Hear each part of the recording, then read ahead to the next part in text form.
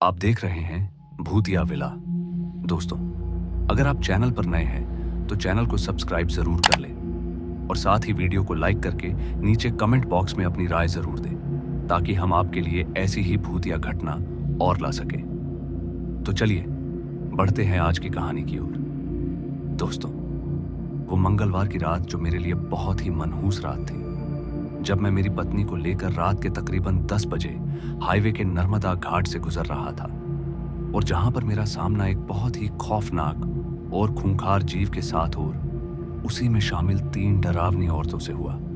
फिर जो मेरे साथ उस रात घटित हुई घटना को जानकर शायद आप भी डर से रात के समय हाईवे से गुजरने से पहले 10 बार सोचने पर मजबूर हो जाएंगे। तो दोस्तों, आखिर क्या हुआ उस रात मेरे साथ, ये जानने के लिए वीडियो को अंत तक जरूर देखें। नमस्कार दोस्तों, मेरा नाम है रजत और मैं उत्तर प्रदेश के एक छोटे से गांव भरमाड़ा से बिलोंग करता हूं। और बात कुछ ऐसी थी कि उस रात मैं बहुत ही खुश था क्योंकि मैं अपने ससुराल से दावत खाकर खुशी से घर की ओर लौट रहा था। उस वक्त मैं ठीक रात के 10 बजे जब अपनी पत्नी के साथ में हाईवे के नर्मदा घाट पर से गुजर रहा था तो मेरी गाड़ी ने अचानक अपने आप ब्रेक ले लिया। ब्रेक लगने का कारण तो मुझे पता नहीं चला, पर अब मेरे दिमाग में इस बात ने डेरा डाल लिया कि आखिर ब्रेक लगा तो लगा कैसे, जबकि मैं अपनी गाड़ी की सर्विस भी समय रहते ही करवा लिया करता हूं ताकि कहीं भी गाड़ी के चलते में मुसीबत में ना पड़ जाऊं।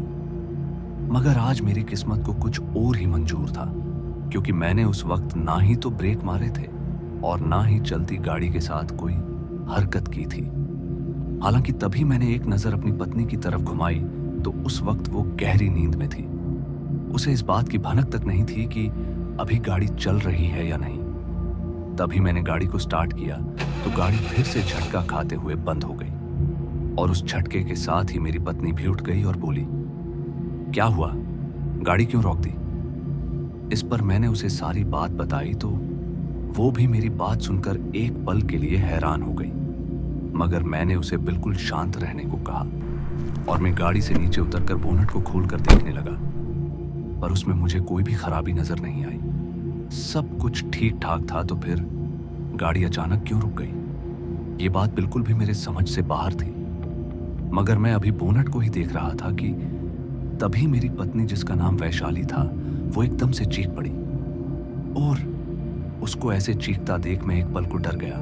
मैं तुरंत ही वैशाली की तरफ पलटा तो मैंने पाया कि वो बहुत ही ज्यादा डरी हुई है और इससे पहले मैं उससे कुछ पूछता कि उसने सामने की ओर हाथ उठाते हुए इशारा किया और इशारा करते ही वो बेहोश हो गई। इस तरह वैशाली को बेहोश होते देखकर मैं बहुत ही बुरी तरह से घबरा गया था क्योंकि इस वक्त मेरी पत्नी पेट से थी तो मुझे डर था कि कहीं उसे कोई नुकसान ना हो जाए। खैर, जब मैं उस ओर देखा जिधर वैशाली ने इशारा किया था तो मैंने पाया कि वहीं सामने कुछ दूरी पर एक बड़ा सा पक्षी है जिसकी आंखें खून की तरह लाल सुर्ख थी और मेरी भी उस पक्षी को देखकर एक पल के लिए दिल की धड़कन तेज हो गई क्योंकि मैंने अपने जीवन में पहली बार इतना बड़ा और डरावना पक्षी देखा था। इससे पहले वो पक्षी हमें कोई चोट पहुंचाता कि मैं तुरंत ही गाड़ी के अंदर बैठ गया और गाड़ी के शीशे ऊपर चढ़ा लिए। उस वीरान पड़ी सड़क पर पहले तो मुझे कोई डर का एहसास तक नहीं था, तो अब वहीं अंदर से मेरी रूह पूरी तरह से कपकपा रही थी और उस हाईवे पर मेरी गाड़ी को खड़े हुए अब आधे घंटे से ज्यादा हो गया था, पर अभी तक ना ही तो कोई गाड़ी वहां से गुजरी थी और ना ही कोई और दूसरा साधन जिनसे मैं शायद मदद मांग सकता था। मगर तभी मैंने फिर एक बार और गाड़ी को स्टार्ट किया तो इस बार गाड़ी स्टार्ट हो गई तो मैंने तुरंत ही गाड़ी को तेज स्पीड से निकाला तो उसी समय मेरी रूह कांप गई क्योंकि जैसे ही मैंने उस शैतान से दिखने वाले पक्षी के ऊपर से गाड़ी निकाली तो एक जोरदार चीख मेरे कानों को चीरते हुए हवा की तरह निकल गई, जिस वजह से मेरा गाड़ी से संतुलन बिगड़ गया। पर मैंने किसी तरह गाड़ी को संभाल लिया और वहां से आगे की ओर चलने लगा। मगर अभी मैं इस एरिया को पार कर ही रहा था कि तभी मुझे सड़क के साइड में 3 औरतें नजर आई जो सर पर मटकी लिए मुझे घूरते हुए जा रही थी। पर मेरे समझ में ये नहीं आ रहा था कि इतनी रात को यह औरतें यहां पर कर क्या रही हैं। लेकिन फिर मैंने उन औरतें पर ज्यादा ध्यान नहीं दिया और एक तेज स्पीड के साथ मैं वहां से निकल गया।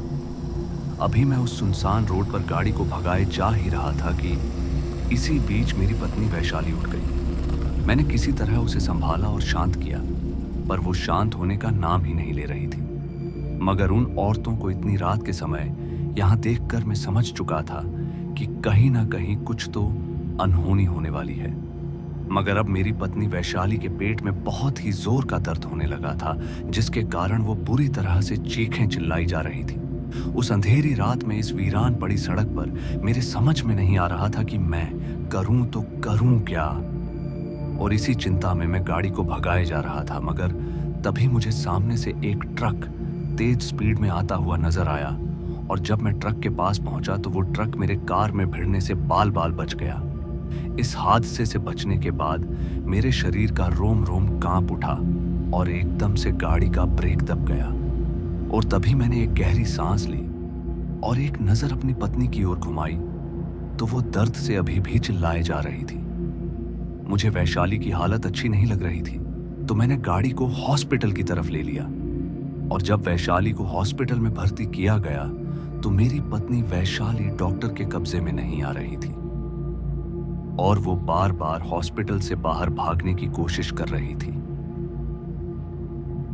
मगर फिर किसी तरह मेरी पत्नी को काबू में किया गया और जब जांच की रिपोर्ट आई तो पता चला कि मेरी पत्नी का बच्चा खराब हो गया था, जिसे सुनकर मुझे बहुत ही दुख हुआ और मेरे समझ में नहीं आ रहा था कि यह सब कैसे हुआ।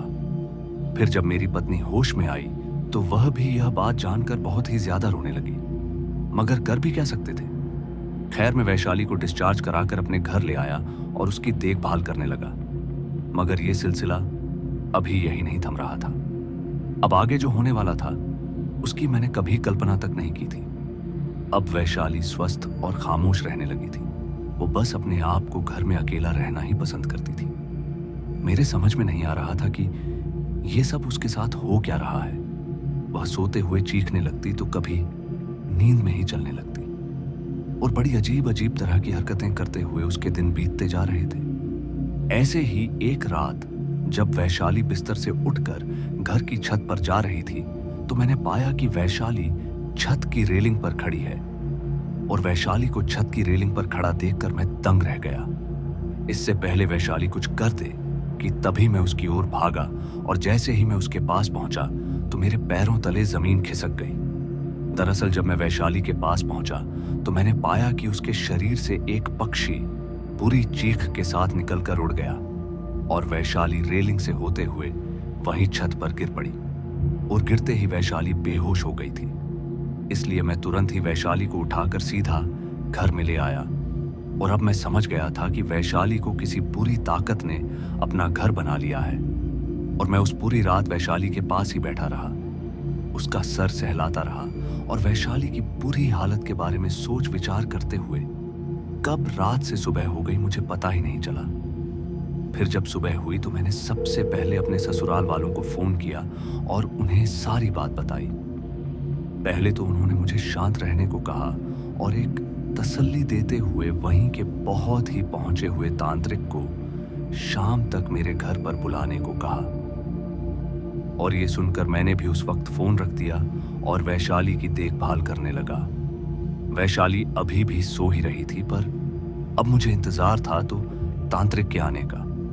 मैं इसी जल्दी में था कि कब वो तांत्रिक घर आए और मेरी पत्नी वैशाली को एक नई जिंदगी दे। मगर सुबह से शाम होने को आई थी, पर अभी तक वैशाली के शरीर में कोई भी हलचल तक नहीं हुई। वो बस रात से अभी तक सो ही रही थी। वैशाली को देखकर मैं अंदर से टूटा जा रहा था, पर मैंने कैसे भी करके अपनी हिम्मत जुटाकर रखी और वैशाली के होश में आने का इंतजार करने लगा। फिर मेरी हिम्मत तब बंधी जब वो तांत्रिक मेरे घर आया और इधर मेरी पत्नी वैशाली को अभी तक कोई होश नहीं था। मगर अब उस तांत्रिक ने वैशाली के चारों ओर एक घेरा बनाया और कुछ क्रियाएं की और जब वैशाली के ऊपर जैसे ही अपनी झाड़ फूंक की तो वैशाली एक अजीब सी चीख के साथ उठी और बुरी तरह से घूर्राने लगी। वैशाली अभी घूर्रा ही रही थी कि तभी मुझे किसी और चीज के आसपास होने का वहां पर एहसास हुआ। पूरे घर में ऐसा लग रहा था कि कोई घर के अंदर घूम फिर रहा है। तभी कुछ देर के बाद वैशाली खड़ी हो गई और फिर जो हमने देखा उसे देखने मात्र से ही लोगों को हार्ट अटैक आ जाए। दरअसल हमने देखा कि 3 लोगों की आत्माएं जैसी कुछ वैशाली के साथ खड़ी थी, जिसे देखकर हम सभी की भी रूह कांप गई और इस भयानक मंजर को देखकर वह तांत्रिक घबरा उठा और घबरा कर वहां से भाग गया। और उस तांत्रिक के भागते ही वैशाली की गर्दन टेढ़ी हो गई और एक बुरी चीख के साथ वैशाली वहीं पर गिर गई। तभी मैंने और मेरे आए हुए ससुर जी जो कुछ समय पहले आए थे, हम दोनों ने वैशाली को किसी तरह संभाला, मगर वैशाली अभी भी बुरी तरह से छटपटाई जा रही थी और मैं बुरी तरह से घबरा रहा था। और अब मेरी आंखों में आंसू भी आ गए थे। मेरे समझ में नहीं आ रहा था कि मैं क्या करूं। मैं बस बेबस होकर अपनी पत्नी के पास बैठे हुए रोए जा रहा था, मगर मेरे ससुर जी ने मुझे सहारा देते हुए शांत किया। मगर तभी मेरा ध्यान हॉस्पिटल की तरफ गया, पर इससे पहले मैं वैशाली को हॉस्पिटल ले जाता कि वैशाली ने एक तेज दर्द के साथ अपना दम तोड़ दिया और मेरी पत्नी हमेशा हमेशा के लिए मुझसे दूर चली गई। लेकिन होने को कौन टाल सकता था? शायद यही दुख मेरे भाग्य में लिखा हुआ था।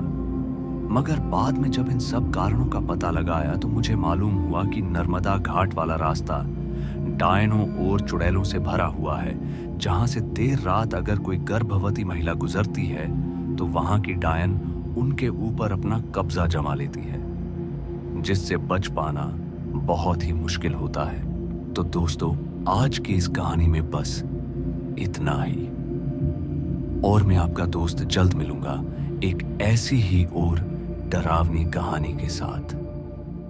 धन्यवाद।